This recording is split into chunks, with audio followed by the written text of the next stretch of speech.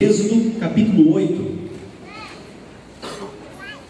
Êxodo capítulo 8, de 1 a 15.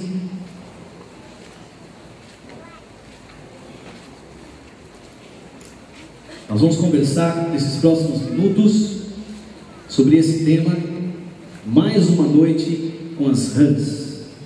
Mais uma noite com as rãs. Você já vai entender já.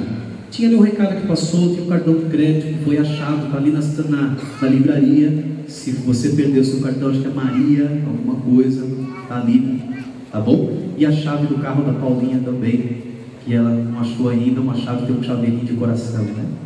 Rosa. Se alguém achar um chaveiro, depois você pode trazer também na mesa de som ali. Bem, Êxodo 8, de 1 a 15. Todos acharam, amém? Acompanhe nas suas versões. Diz assim o texto: O Senhor falou a Moisés: Vá ao faraó e diga-lhe que assim diz o Senhor: Deixe o meu povo ir, para que me preste culto. Se você não quiser deixá-lo ir, mandarei sobre todo o seu território uma praga de rãs. O Nilo ficará infestado de rãs. Elas subirão e entrarão no seu palácio, em seu quarto e até em sua cama.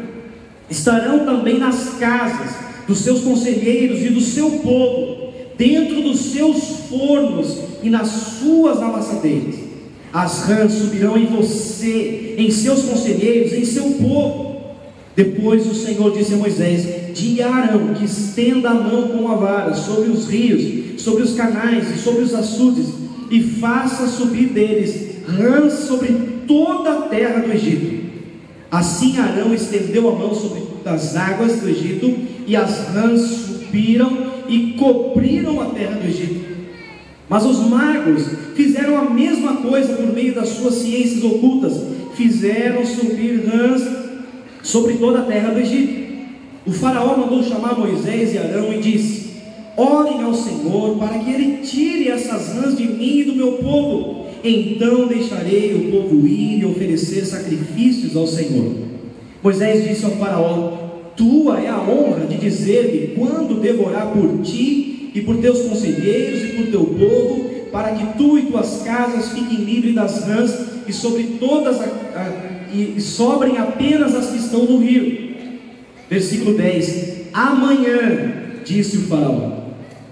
Moisés respondeu: Será como tu dizes, para que saibas que não há ninguém como o Senhor nosso Deus. As rãs deixarão a ti tuas casas, a teus conselheiros e a teu povo, sobrarão apenas as que estão no rio. Depois que Moisés e Arão saíram da presença do faraó, Moisés clamou ao Senhor por causa das rãs que enviaram sobre o faraó. E o Senhor atendeu o pedido de Moisés. Morreram as rãs que estavam nas casas, nos pátios, nos campos, foram ajuntadas em montões, e por isso a terra cheirou mal.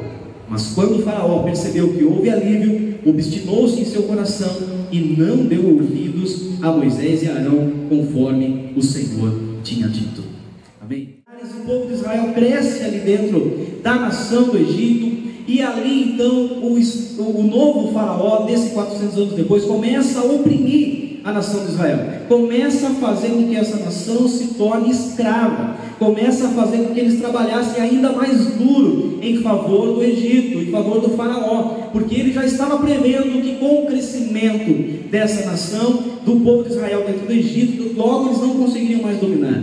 E aqui Deus levanta um homem chamado Moisés, para que através de Moisés a libertação do povo do Egito pudesse acontecer. Deus chama Moisés com esse propósito, para ser o libertador, para ser aquele tipo de Cristo do Velho Testamento que veio para libertar o povo da escravidão, da opressão do Egito. E quando nós chegamos aqui na sequência do capítulo 7 de Êxodo que é o lugar onde Deus cumpre a promessa dessa grande nação, Êxodo que é o lugar onde Deus começa a manifestar de maneira especial o seu poder, nós vimos aqui agora Deus usando um caminho de pragas no povo do Egito, um caminho de pragas, para que o coração do faraó fosse tocado, ainda que endurecido pelo próprio Deus, para que o nome do Senhor fosse exaltado. E foram 10 pragas, talvez você já ouviu essa história, você leu isso, foram 10 pragas que foram enviadas da parte de Deus sobre o povo do Egito. As pragas foram a água que foi transformada em sangue. A segunda foi essa que nós lemos, que é a praga das rãs. Depois ainda vieram os piolhos, as moscas, a morte de todos os rebanhos. Vieram ainda feridas purulentas sobre todo o corpo, tempestade de granizo, gafanhotos, trevas densas, uma escuridão muito densa. E a última praga, a 10ª praga, que foi conhecida como a morte dos primogênitos, onde ali com o sacrifício do cordeiro, com o sangue do cordeiro, o povo de Israel era livre da morte dos primogênitos, tipificando mais uma vez o sacrifício que Jesus Cristo viria fazer por nós. E aqui, quando nós chegamos nessa segunda praga, que é onde eu quero me ater nesses próximos minutos, nessa segunda praga, quando nós vimos aqui as rãs. Quantos aqui gostam de rãs? Você é apaixonado por rãs? Pergunta para quem está falando, você gosta de brincar com rã? Você tem uma rã de estimação na sua casa?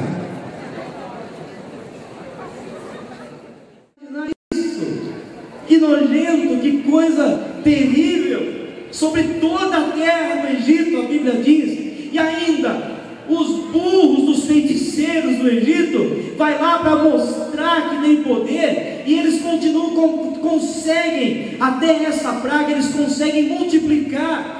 A partir da outra praga eles não conseguem mais, mas os magos, os feiticeiros do Egito, aqui no verso 7 diz que eles conseguiram fazer a mesma coisa. Ou seja, se já estava feia a coisa, ficou ainda pior. Agora você imagina, toda a terra infestada, todas as casas, o seu quarto, o seu corpo cheio de rã. E aí então o faraó fala, não, está demais esse negócio. E aí ele manda chamar Moisés, porque ele sabe que o negócio veio de Deus. Manda chamar Moisés e faz a pergunta para Moisés: olha, ore ao seu Deus, você pode orar, ore a Deus e peça para que Deus acabe com essa praga. E olha a resposta do faraó. Moisés disse ao faraó: tua é a honra de me dizer quando devorar por ti, por teus conselheiros, pelo teu povo, para que tu e as tuas casas fiquem livres das rãs e sobrem apenas as que estão no rio. Qual seria a sua resposta? Que hora você queria que as rãs acabassem? Hã? Mas é agora. Olha a resposta do faraó. Qual foi a resposta dele? Amanhã. Amanhã. Você parou para pensar o que tinha na cabeça do faraó naquele momento? O que tinha na cabeça dele? Porque ele chega a Moisés e ele fala: eu quero que essa praga acabe. Espera um pouquinho, na verdade não está tão ruim assim não. Eu gostei daquela rãzinha ali. Ela está me olhando e tal, tem bastante aqui. Dá para fazer uma festa essa noite primeiro, né? Já que estão aqui, né? Vamos fazer uma grande festa, vamos fazer uma baladinha, né, com as rãs que estão aqui. E amanhã, somente amanhã, você então ora a Deus para que as rãs vão embora. E aí o texto diz que Moisés faz a oração, e ali então Deus cumpre, ouve a oração de Moisés, e as rãs começam a sair, e sobram aquelas que ficaram nos rios, e foram ajuntadas aos montões, diz a palavra de Deus, ao ponto de que a terra toda cheirava mal. Que quadro maravilhoso, né? Que notícia maravilhosa. Agora, a grande questão é que esse faraó, essa situação que ele retrata muitas vezes a nossa realidade.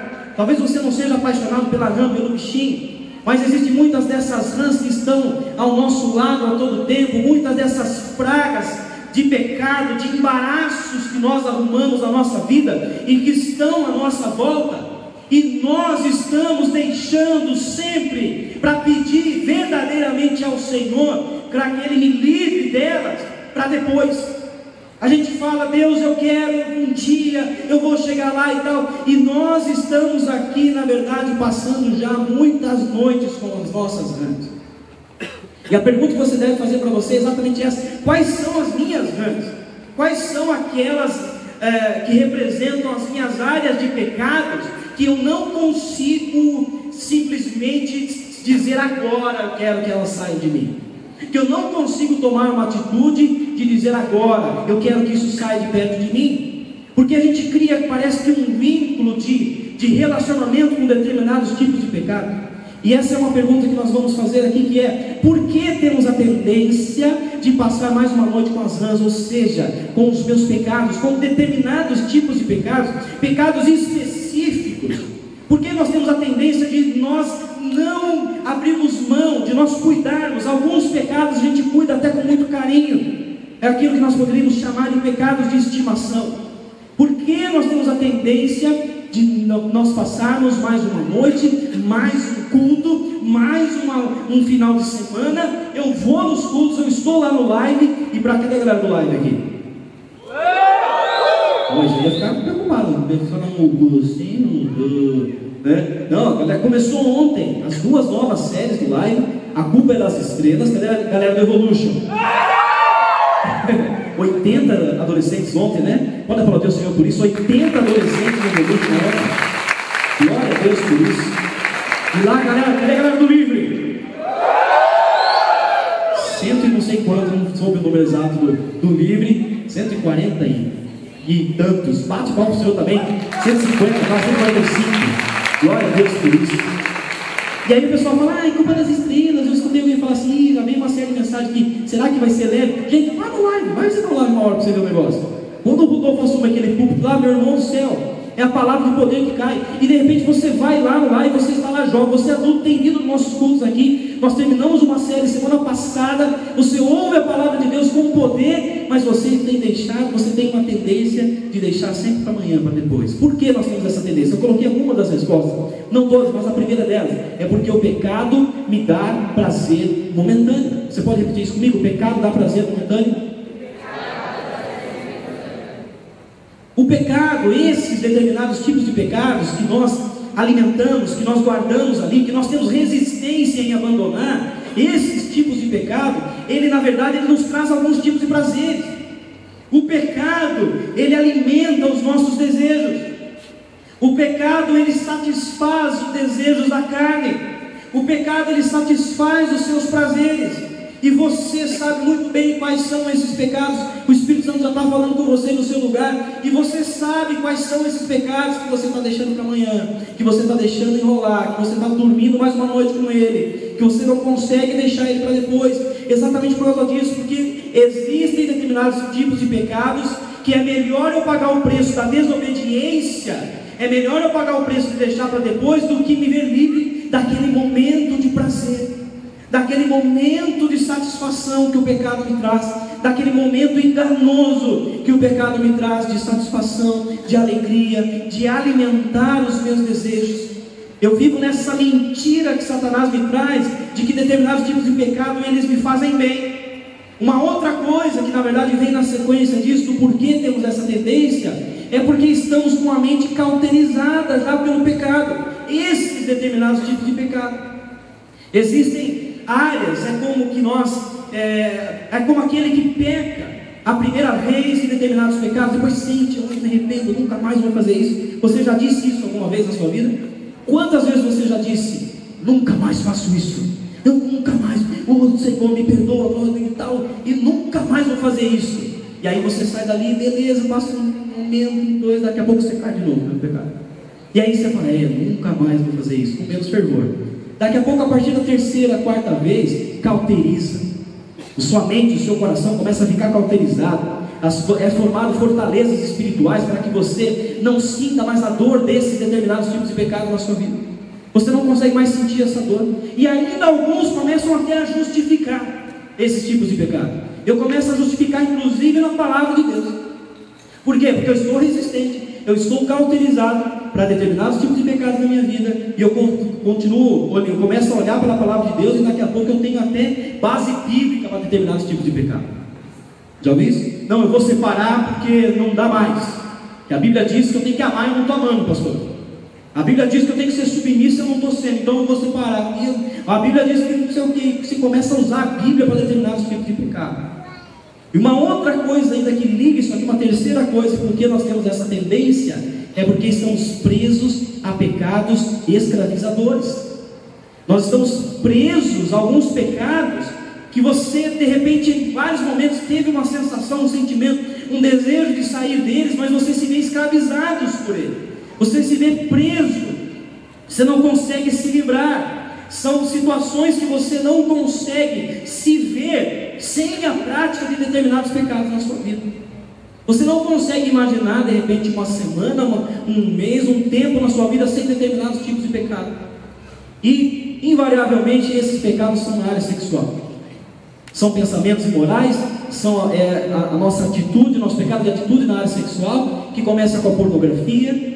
Você vai lá e você não consegue, você fala, eu não consigo, você vai e já acessou, você entrou em sites indevidos, você está viciado em pornografia.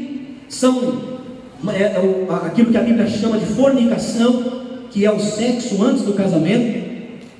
Casais de namorados que continuam vivendo uma vida sexual ativa antes do casamento, e eu quero dizer para você que continua sendo pecado, continua sendo contra a palavra de Deus ter a relação sexual antes do casamento. Relação sexual é uma bênção. Fala para o irmão do seu lado, relação sexual é uma bênção, só que dentro do casamento. Dentro do casamento. Se você não tem uma argola como esta no seu dedo anelar esquerdo, você não está apto pela palavra de Deus para realizar o sexo. Quantos podem dizer amém? Cadê os casados aqui nessa noite? Os casados podem dizer um aleluia, né? Está chegando o retiro de casais, né? O tema do nosso retiro desse ano é amor e sexo. Lá você vai ouvir rasgadamente o pastor Jaziel Botelho, que vai estar lá no nosso retiro de casais. Se ainda você não fez cristão, de repente tem vaga lá ainda, corre lá, não sei como é que está lá, corre lá. Mas aí dentro do casamento, meu irmão, bênção sobre bênção, né? Eu vou me segurar aqui para não contar uma história igual o Joãozinho da outra vez, né? Aí o pessoal falar, pronto, já vai ficar histórica, né? E tudo mais, né? Mas enfim, nós estamos aí invariavelmente presos a pecados escravizadores na área do sexo, adultério, relação sexual fora do casamento. Você é casado, mas você tem relações fora do seu casamento. Começa com pensamentos, começa com relacionamento, depois vai para atitude. São atitudes que você vai tendo e que você se vê presos por isso. Outros também com a mentira. Tem gente que parece que não consegue se ver livre da mentira. E pastor, tem gente que mente tão bem, né? Que ele acredita que aquilo é verdade. Mente tão bem, cria uma fantasia de uma situação e não consegue se ver longe. A ira e tantos outros pecados que nós vivemos ali de uma maneira aprisionados por eles, escravizados por eles. Mas eu quero dizer para você que ainda que você se veja num momento desse, ainda que você se veja com pecados como esses que estão aprisionando a sua vida, que você está aí como essas rãs, que você quer passar mais uma noite com ela, o Senhor te trouxe aqui nessa noite porque Ele quer te libertar disso em nome de Jesus. Ele quer tirar você disso. Ele não quer que você continue tendo prazer em se sujar com as rãs. Ele não quer que você continue tendo prazer numa vida nojenta com esses tipos de pecados, numa vida nojenta que você sabe, esses determinados tipos de pecados que nós estamos falando aqui nessa noite, ele traz um peso de culpa. E talvez você está aqui hoje culpado, talvez você está aqui hoje envergonhado, talvez você está aqui arrasado por dentro, porque você caiu hoje mesmo em determinados tipos desse pecado, e aí o seu coração, seus ombros começam a ficar pesados por causa disso. Deus quer te libertar disso em nome de Jesus, em nome de Jesus.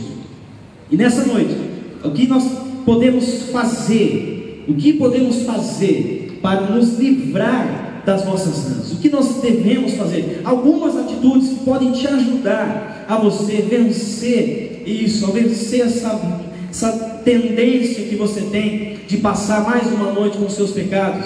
E a primeira delas, meu amigo, talvez você fale, nossa pastor, é verdade. Tenha uma atitude radical contra elas. Você precisa dizer, eu quero que isso acabe agora.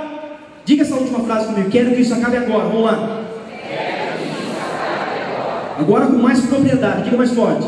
Quero que isso acabe agora. Quero que isso acabe agora. Se eu fosse o faraó naquela situação, Moisés chegando e falando assim, olha, tu é a honra de me dizer quando devorar a Deus para que essas rãs sumam daqui. Se eu fosse o faraó, eu ia dizer exatamente isso. Eu quero que isso saia daqui agora. E você não pode sair daqui nessa noite. Eu vou analisar essa palavra. Eu vou guardar aqui no meu coração, pastor, com muito carinho. Eu entendi o recado, mas eu vou embora. Essa semana eu vou avaliar, ver certinho o que eu preciso deixar, o que não precisa. Porque tem coisa que não precisa, né? E aí que entra o engano. Porque a gente começa a escolher qual a gente vai deixar, qual não vai. E quando a gente vê, você está levando um monte de ranzinha de novo para debaixo do teu travesseiro. Quando a gente vê que está levando de novo aqui esses pecados diante de nós, junto conosco, mais um dia, mais uma semana segunda-feira, mais um final de semana. E aqui, o primeiro conselho é que você precisa tomar uma atitude radical contra elas. Você precisa dizer para você mesmo, para esses pecados que estão aí te atormentando, gerando culpa, gerando medo, te afastando da presença de Deus, te afastando do melhor de Deus para você, que a Bíblia nos diz em Isaías 59, que Deus não está com os ouvidos tampados para não ouvir o nosso clamor, e nem com os seus braços encolhidos para que não nos possa abençoar, mas os nossos pecados fazem separação entre vós e Deus. Os nossos pecados nos separam de Deus. E Romanos está completando isso, dizendo que todos pecaram e destituídos, e longe e afastados estão da glória de Deus. E agora a questão é essa: o que muda a nossa vida com relação às nossas áreas de dificuldade, com relação aos nossos pecados, não é simplesmente você vir aos cultos, você ouvir mais uma canção bonita, ou você achar legal uma palavra que você escutou, mas são as suas atitudes, e você precisa tomar uma atitude verdadeira, drástica, radical. Gente, tem coisas que não dá para brincar. Não se brinca com o pecado. Fala para quem está ao seu lado: não se brinca com o pecado. Não, pastor, está tranquilo, eu fiz um voto com a minha namorada, não vamos mais ter relações, mas vive ficando sozinho, vive saindo, vive estando em meios que proporcionam as oportunidades, e o pecado só está esperando uma nova oportunidade. Diga assim comigo: o pecado só está esperando uma nova oportunidade. Assim que ele vê uma brecha, ele vai chegar. Assim como aconteceu com Caim, quando ele mata Abel, e Deus vai e pergunta para ele, ali com a inveja, ainda antes dele matar, e Deus pergunta: cadê seu irmão e tal? E ele fala: não sei, eu sou irmão. Ele, agora eu sou o tutor dele, eu tenho que cuidar dele. Deus fala: cuidado, Caim, o pecado está à porta, ele quer dominar você, mas você deve resisti-lo, você deve dominá-lo. Ou seja, a oportunidade que o pecado tiver de entrar e arrasar você, ele vai ter, ele vai entrar, ele não vai perder a oportunidade, ele só está aguardando uma oportunidade. Então você precisa tomar uma posição radical e dizer não para determinadas coisas. Essa talvez seja uma lista que você deve fazer. Sair daqui hoje determinado a dizer não para muitas coisas na sua vida. Não vou mais fazer isso, não vou mais fazer aquilo, não vou mais, porque eu estou tomando uma atitude radical, verdadeira, inteira, plena diante de Deus. Em frente à procrastinação. O que é procrastinar? Procrastinar é a atitude, é de deixar para depois. É o ato de você ir enrolando, a famosa frase de você ir empurrando com a barriga. Vamos levar nas coxas, vamos ver até onde isso vai dar. Você vai deixando as decisões que você deve tomar hoje, você vai deixando para depois, e para depois, e para depois, para amanhã. Você vai fazendo como o Faraó, falou: não, quero que isso acabe amanhã. E talvez, se você visse uma rã de verdade, até você ia dar um jeito de gritar, para chamar alguém e tal. Lá em casa sou eu que mato os bichos, tá, gente? Pode ficar tranquilo, lá em casa sou eu, né amor? Lá em casa sou eu que mato os bichos. Certa vez apareceram uns ratinhos lá em casa, contei essa história já para alguém, ou em uma da mensagem, apareceu bichinhos desse tamanho, um ratinho desse tamanho lá. E aí eu falei: danadinho, para pegar o bichinho. Você não pega, gente, para pegar o danadinho do rato. E daqui a pouco tinha mais um, que eram dois. Falei: pronto, dei um ninho em algum lugar. E não achava esse ninho, então ele não matava. Entrou atrás de geladeira um dia lá, e eu fiquei lá olhando e procurando. Revirei, quase virei a geladeira, não acho o bichinho. Falei: bom, daí o negócio é veneno, tacamos veneno nos cantinhos lá e tal. E daqui a pouco, cadê o ratinho? Achamos um. Eram dois, né? Achamos um embaixo do tapete da sala. Tá aqui, aquele jeito, né? Bonito, né? Aí vamos lá, e o segundo? Cadê o segundo danadinho do rato? E reviramos e nada de aparecer. Então, vamos ver, daqui a pouco aparece. Daqui a pouco o nosso fogão começou a fazer um cheiro estranho. Começou a mar que assava alguma coisa. Meu amor, está estranho esse fogão aqui. E vamos, tira o fogão, desconecta o gás e lava e não sei o que. E nada de achar. Até que, acho que o Espírito Santo deu uma luz lá, só pode. Porque eu fui desparafusar aquela parte de inox de cima do fogão e fui tirar. Falei: só pode. Mas dito e feito, porque eu te Deus, irmãos do céu. Estava bonita a cena ali.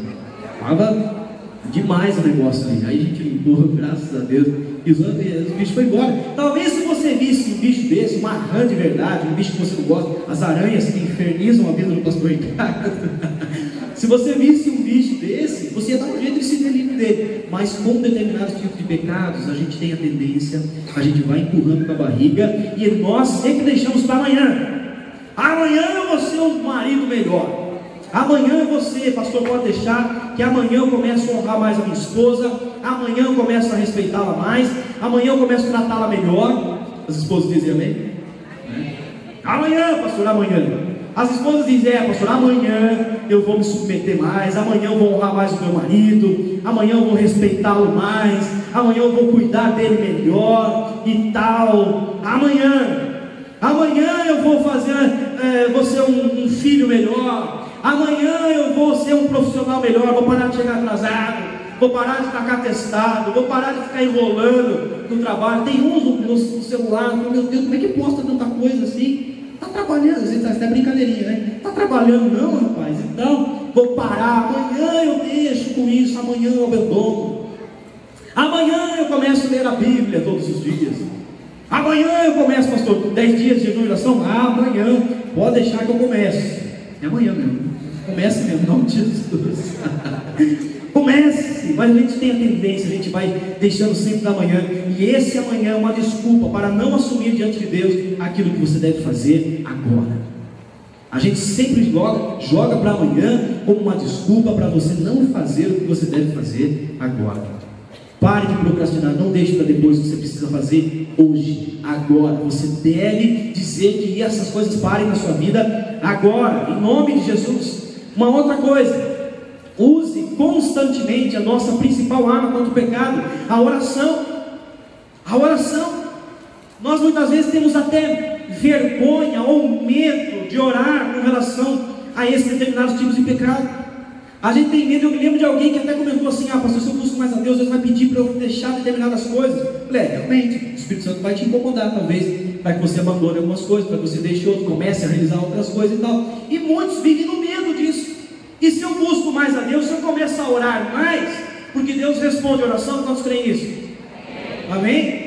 Quantos têm vindo nas manhãs com Deus lá, nas 6 horas da manhã? Muitas pessoas têm passado por lá. Se você ainda não passou, fica aí convite para você vir 1, 2, 3, quantas vezes você puder durante a semana. Esteja lá conosco às 6 horas da manhã. E Deus tem ouvido oração, tem respondido orações. Deus responde orações, amém?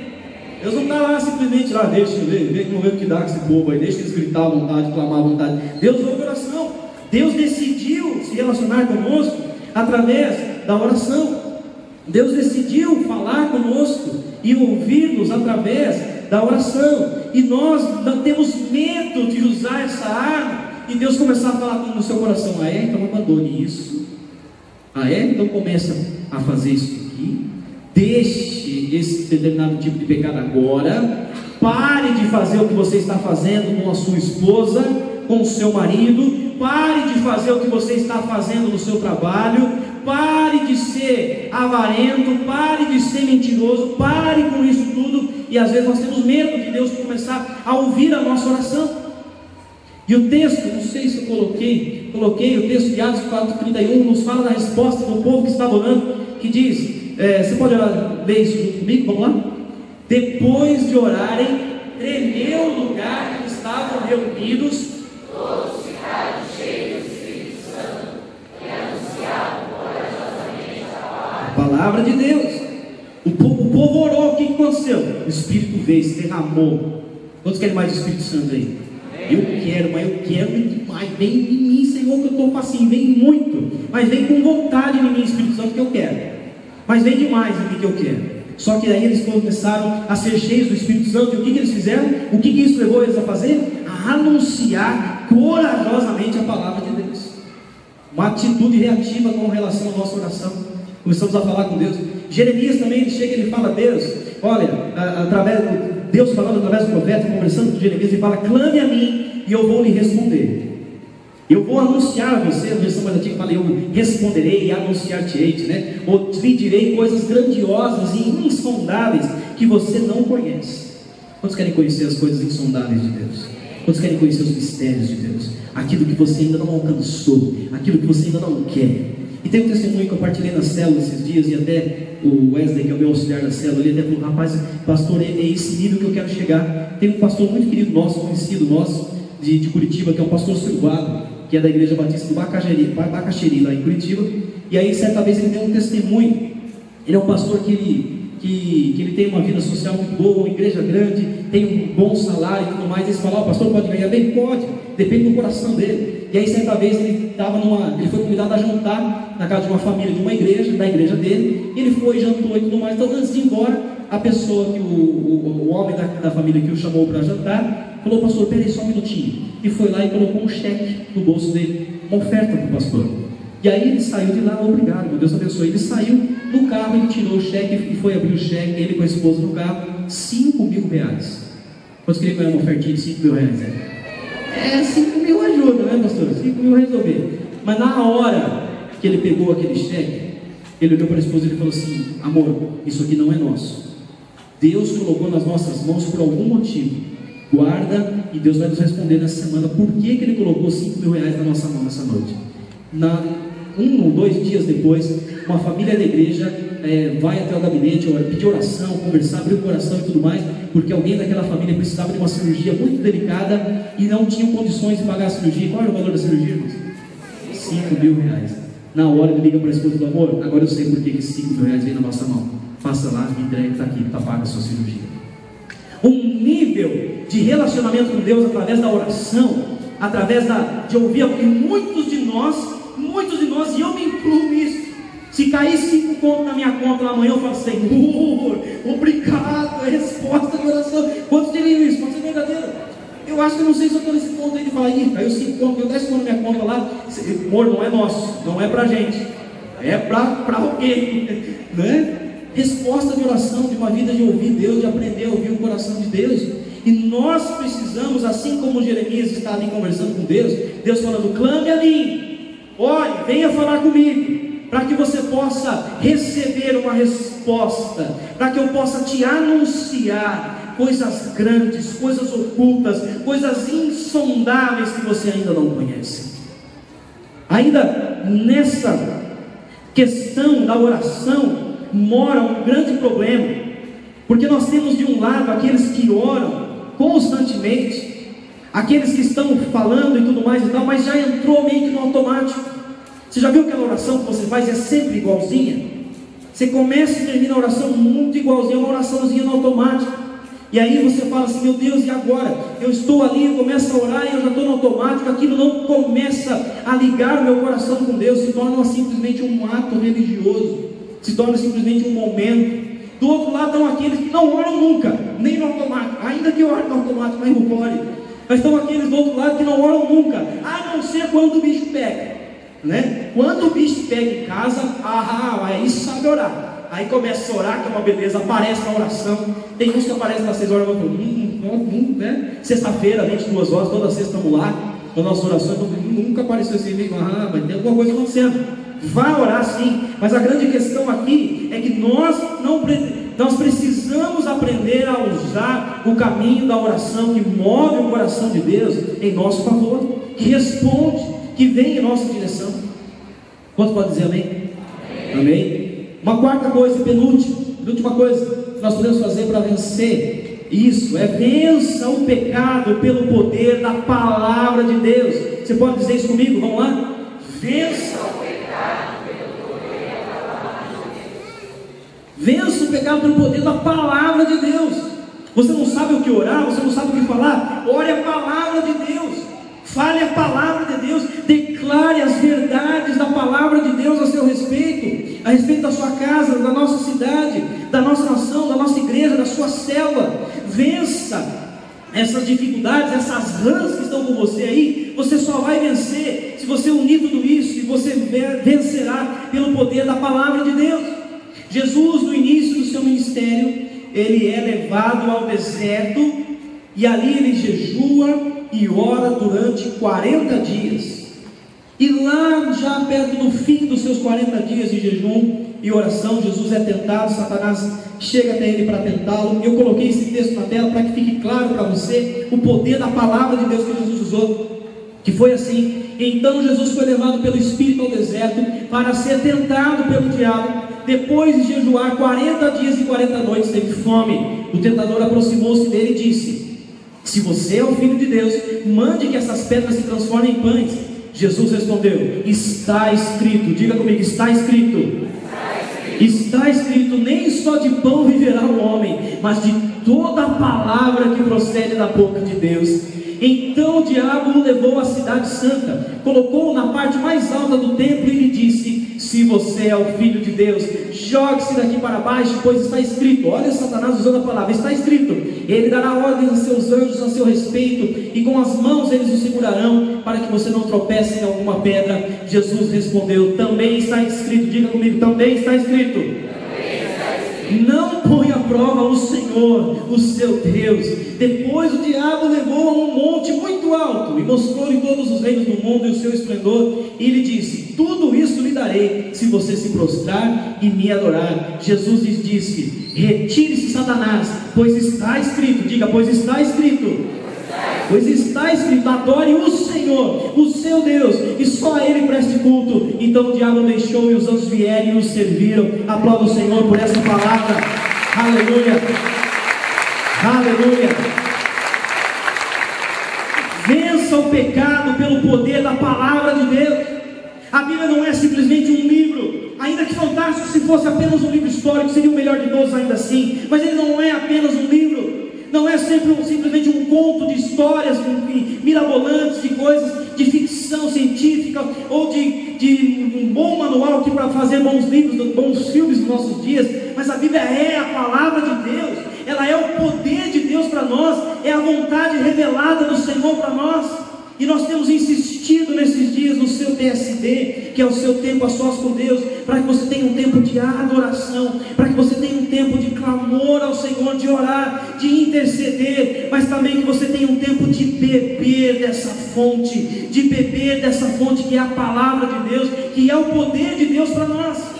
Quantos querem mais o poder de Deus? Quantos querem vencer as suas rãs? Você precisa aprender o caminho da vitória através da palavra de Deus. É a palavra de Deus que vai te dar mais sabedoria. Você quer ser mais sábio na sua vida, no seu dia a dia, no seu casamento, nos seus negócios? Leia a palavra de Deus. Tem um livro só de sabedoria na Bíblia, que é Provérbios. Você quer conhecer mais sobre os ensinamentos de Deus? As cartas paulinas estão lá aos montes para você conhecer as doutrinas, os ensinamentos da palavra de Deus. Quer conhecer sobre o ministério, sobre a vida de Jesus? Tem 4 livros só sobre a história de Jesus na Bíblia, os 4 primeiros do Novo Testamento. A palavra de Deus é revelada completamente, segundo o coração dele. A palavra tem poder para transformar a nossa vida, em nome de Jesus. Quantos creem nisso nessa noite? Aleluia. E em último lugar, para que você vença essa tentação de não passar mais uma noite com as rãs, de você não passar mais uma noite com os seus pecados, você precisa santificar a sua vida. Santifique a sua vida. Santifique a sua vida. O texto de Tiago, capítulo 4, de 7 a 10, ele nos diz: portanto, submetam-se a Deus. Diga comigo: submetam-se a Deus. Resistam ao diabo, e ele fugirá de vocês. Aproximem-se de Deus. Diga: aproximem-se de Deus, e ele se aproximará de vocês. Pecadores, limpem as suas mãos, e vocês que têm a mente dividida, purifiquem o coração. Diga: purifiquem o coração. Entristeçam-se, lamentem-se e chorem, troquem alegria por tristeza, humilhem-se diante do Senhor. Diga: humilhem-se diante do Senhor, e Ele os exaltará. Diga: e Ele os exaltará. O caminho da santidade precisa ser trilhado todos os dias. Santidade não é uma simples busca do que eu posso ou não posso fazer. É como se eu chegasse para o pastor Ricardo cá: pastor, cadê aquele livrinho então da Bethesda do que pode ou não pode fazer? Eu quero saber, tal, né? Vou batizar, de repente eu estou vindo de outra igreja, eu estou conhecendo aqui na cela. Cadê aquele livrinho do que pode ou não pode fazer? A santidade não é isso. Não é um livro simplesmente do que posso e do que não posso. De repente você vem de uma cultura evangélica muito antiga, e eu passei de repente um trecho nessa cultura, onde a santidade era imposta como algo impossível de ser alcançada, porque era baseada na lei, era baseada no esforço, era baseada na religiosidade, e eu nunca vou satisfazer a Deus simplesmente com um caminho de religiosidade. Agora, a santidade é um exercício contínuo de me limpar, de me purificar, de limpar a minha vida todos os dias. O sangue de Jesus, ele nos traz 3 percepções de tempo ao nos transformar. Ele apaga o nosso passado, Ele nos lava, Ele nos limpa. O sangue de Jesus nos limpa de tudo aquilo que nós fizemos no passado, de todos os nossos pecados que ficaram para trás. Isso nos torna justificados. A nossa dívida foi paga, para que o dia em que Jesus voltar, nós tenhamos o nosso passaporte carimbado para entrar nos céus. Agora também o sangue de Jesus, ele nos fará com que a cada dia que estivermos aqui, nós venhamos a ser limpos, venhamos a ser lavados, venhamos a ser purificados, ou seja, santificados a cada dia. Acontece no durante, acontece no aqui e no agora. Antes que aconteça a terceira parte, que é os sermos glorificados. Quando nós entraremos nos céus, aqueles que já morreram em Cristo vão ressuscitar, estarão com o Senhor lá na glória. E nós, os que ficarmos vivos, diz Paulo, nós seremos arrebatados. Só que nossos corpos no arrebatamento seremos transformados, porque esse corpo não pode entrar nos céus, esse corpo de pecado, aquilo que é corruptível, diz a palavra, precisa se revestir de incorruptibilidade para que possa entrar nos céus. Seremos glorificados, amém? Aleluia. Quantos aguardam a volta do Senhor aqui? Aleluia. Maranata, ora vem, Senhor Jesus. Ora vem, Senhor Jesus. Ora vem, Senhor Jesus. Agora, enquanto estamos aqui, irmãos, santifique a sua vida. Santifique a sua vida. Começa a dizer: Senhor, eu preciso limpar a minha vida. Muitos aqui precisam das águas que vem do trono do Senhor que purifica. Muitos aqui precisam olhar para si mesmo e colocar sob os óculos do Espírito Santo, para enxergar a verdadeira sujeira, a nojeira que essas rãs, que esses pecados têm trazido para a sua vida. Eu não sei como está essas marcas desse pecado, mas nós precisamos trazer à nossa mente nessa noite, trazer ao nosso coração as marcas que esses pecados têm deixado em nós. Nós precisamos, assim como o Tiago está falando: ei, você está rindo, você está se alegrando, você está rindo das coisas que estão acontecendo, você está rindo até dos seus próprios pecados, enquanto os seus desejos estão sendo saciados. Ei, troque essa alegria pela tristeza, troque essa alegria por choro, por lamento. Sinta a dor daquilo que está te afastando de Deus. Nós não nos sentimos mais, nós vivemos dias em que o pecado está tão próximo de nós, essas rãs já fazem parte da nossa casa, da nossa família, que nós não sentimos mais a dor do pecado. Aquilo não me faz mais mal, e eu acho que eu estou abalando com Deus ainda. Eu ergo a minha voz e eu falo: meu Deus. Agora, do outro lado da história está uma graça. Diga comigo: graça. A graça de Deus, que é liberada sobre toda a lei, que é liberada sobre toda a religiosidade, que é liberada sobre toda a culpa. A graça de Deus, que me oferece aquilo que eu não mereço, que me dá aquilo que eu não mereço. A graça de Deus, ela é liberada sobre a minha vida, para que nele e através dele, através dessa graça, eu consiga trilhar esse caminho de santidade. Somente através da graça eu posso alcançar a santidade. Diga comigo: somente através da graça eu posso alcançar a santidade.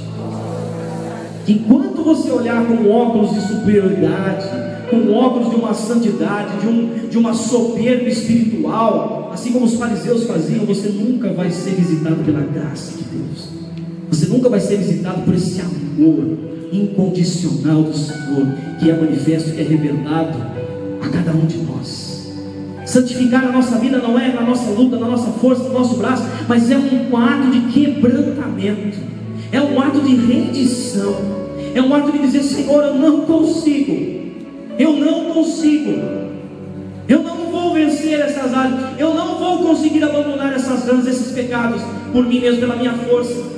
Eu preciso da sua graça, eu preciso do teu toque, para que eu trilhe esse caminho de santidade, para que eu trilhe esse caminho da purificação, esse caminho que agrada o seu coração. Feche os olhos em nome de Jesus. Essa noite nós vamos